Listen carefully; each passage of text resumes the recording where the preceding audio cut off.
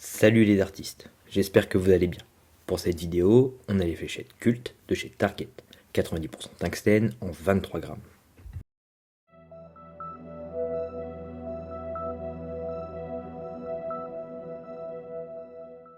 Sur l'avant de la boîte, on a en haut à gauche la mention Swisspoint, au centre un léger visuel du modèle, puis en bas le logo Target, le numéro du modèle, la mention pointe-acier, le poids et le pourcentage de tungstène, ainsi que l'approximation pour chaque fût de 0,05 g.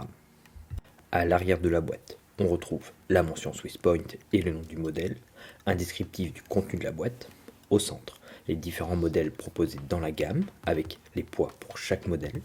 On retrouve de nouveau en bas le poids, le pourcentage de tungstène et l'approximation pour chaque fût, ainsi que le logo Target et la mention fût garantie à vie.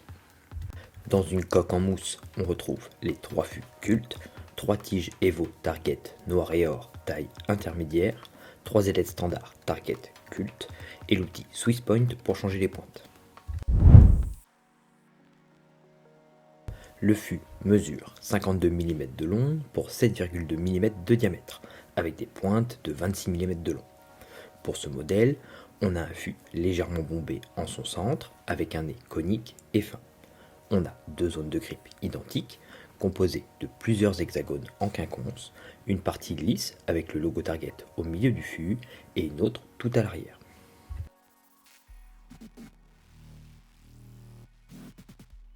Pour ce modèle, le centre de gravité se situe au centre de la fléchette, juste après la partie lisse.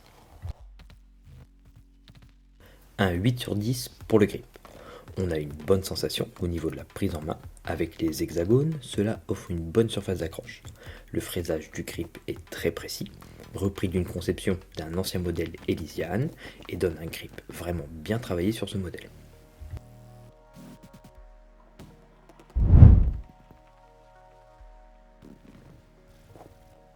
Les fléchettes Cult offrent une bonne prise en main. Avec ces différents hexagones sur le fût, cela donne une bonne surface d'accroche au doigt. Même si le grip n'est pas intense, les fléchettes restent bien en main jusqu'au lancer. Avec une prise en main en arrière, cela manque parfois de stabilité et peut avoir tendance à tournoyer en vol lors de certains lancers. Le vol reste assez lent quand même, on se retrouve avec un peu d'angle une fois arrivé sur la cible, mais peut être compensé si tu as un lancer plus puissant.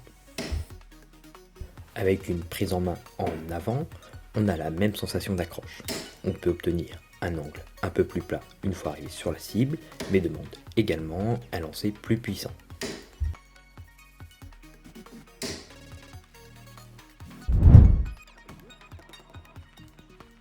Pour les tiges, l'angle, une fois arrivé sur la cible, reste assez similaire dans l'ensemble. Seule la vitesse change en fonction de la taille utilisée. Plus rapide avec des tiges courtes et plus lent avec des tiges médium.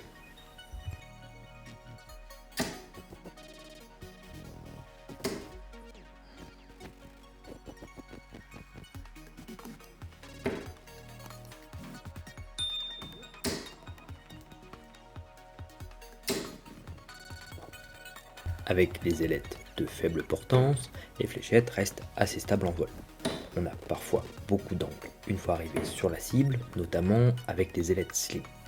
Avec les ailettes kite et poire, on a une bonne vitesse en vol, un peu moins d'angle et qui peut être compensé encore une fois avec un lancer plus puissant.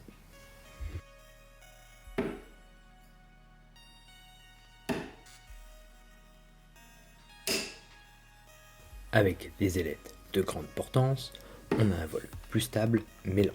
Il y a toujours un angle une fois arrivé sur la cible, plus dû à mon lancer, mais peut être compensé aussi avec des tiges plus lourdes pour récupérer un angle plus plat. Les ailettes d'Implex fonctionnent bien ici, permettent de gagner encore un peu plus en stabilité durant le vol. Pour ce modèle, j'ai gardé les ailettes d'origine et remplacé les tiges Evo par des tiges Elite Titanium de chez Target également. Pour résumer, on a un très beau modèle avec un grip bien travaillé. La sensation d'accroche au bout des doigts est vraiment agréable.